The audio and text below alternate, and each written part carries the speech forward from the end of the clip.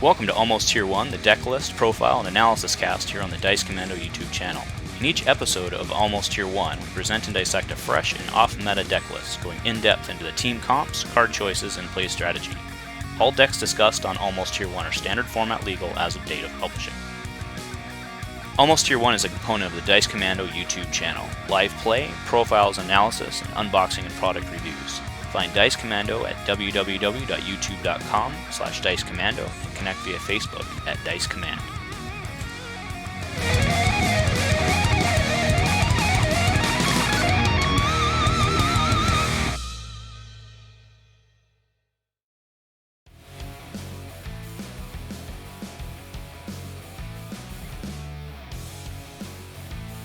Hello everyone, welcome to AT1. In today's episode we're looking at Mandalorian Maul, a homebrew deck of mine.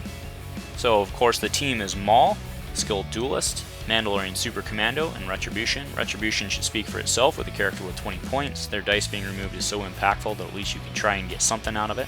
Now do remember of course when Retribution triggers, if they're removing multiple dice in the same move, like say an Easy Pickings or a Best Defense, so only get to deal 1 damage. So Maul, of course, is the big beat stick in this deck. His power action is exceedingly valuable, right? Reroll one of this character's character upgrade dice. You may discard a card from your hand to reroll that die again. If that die is showing melee damage, you may remove it to deal damage equal to its value to 2 characters.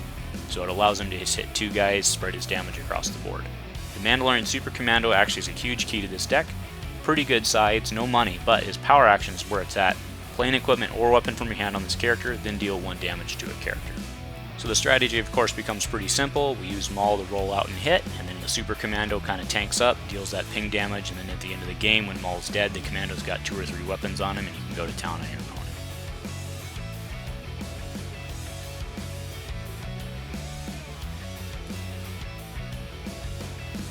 Alright, so let's get right into the deck list. Of course, it's Maul at 20 points elite, Mandalorian Commando at 9, and Retribution to round out your 30-point squad. We're going to be playing on Theed Palace. That's to remove perhaps the Piddly die if you can't get one, just for extra money to go into that Commando power action. We're playing just upgrades and events in this deck, nothing fancy here.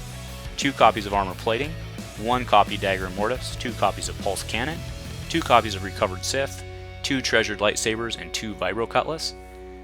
Now, as far as the upgrades go, Armor Plating is pretty self-explanatory, but don't be afraid to use it for an overwrite, because if you're putting it on the Commando, most of the time they're going to be going for Maul. The Pulse Cannons are typically going to be an overwrite.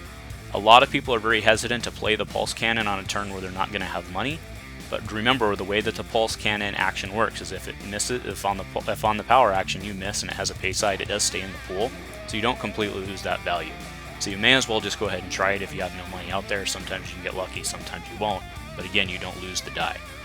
Treasured Lightsaber is a great opening card just for the draw, as well as doing the Recovered Sith. Now do note with the way the Recovered Sith trigger works with the Mandalorian power action, sometimes you have to be kind of smart on how you use it. Moving into the event package, 2 Active Cruelty. That one of course is fantastic. Maul's putting damage on multiple people. You also have ping on, and you can potentially get damage on all 3 people first turn with minimal effort. 2 Conflicted, that's to reroll Maul's dice. Again, he has 66% damage. If he hits that damage, he does 2, otherwise he takes 2 shields, which isn't the worst. 2 copies of Desperate Measures, just for the matchup where you need to blow something up. I have 2 Electromagnetic Pulse. Again, this deck is not making a ton of money, so free removal. And again, remember, even if this is a dead card in your deck, Maul's power action, oftentimes he will miss and you'll need to reroll, so it's not horrible to have rerolls in your hand. 1 copy of Entangle. It's very rare that people go for the Commando first. 2 Fear and Dead Men's, that's just for the multi-wide, right? It's a little AoE damage. 2 copies of Forsaken, 2 Motives, 2 Truce, and 2 Well Connected. Truce and Well Connected, of course, are to get you money. Now, do note on Forsaken, even though what you're going to be doing a lot of the time is rolling Maul out to begin with, a lot of times you're going to be power actioning or somebody's going to be removing a dice, so it's not uncommon that you actually only have 1 Maul die in the pool.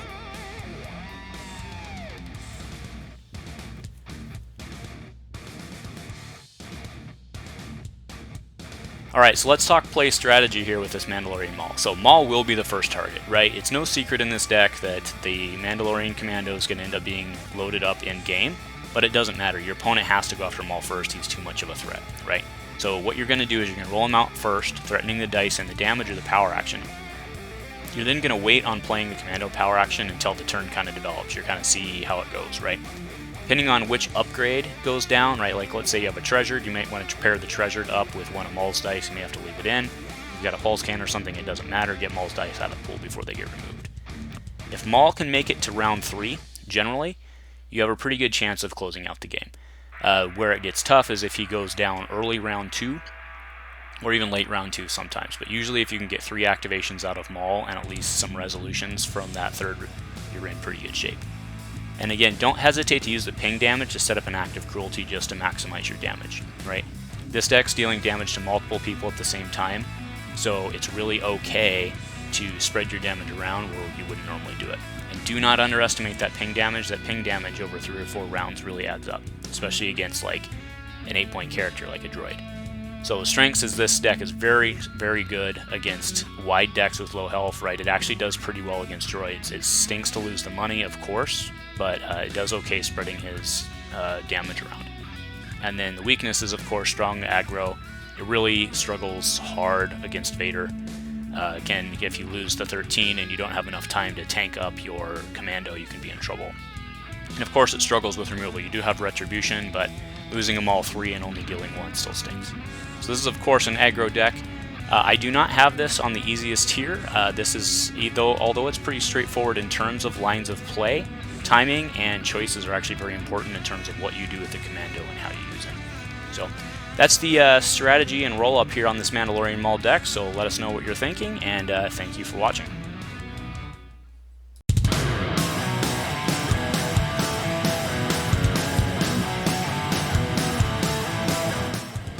Thank you for watching Almost Tier 1 on the Dice Commando channel. If this was something you enjoyed, please give us the feedback, like and subscribe. Check out the rest the Dice Commando channel has to offer. If nothing else, go Commando.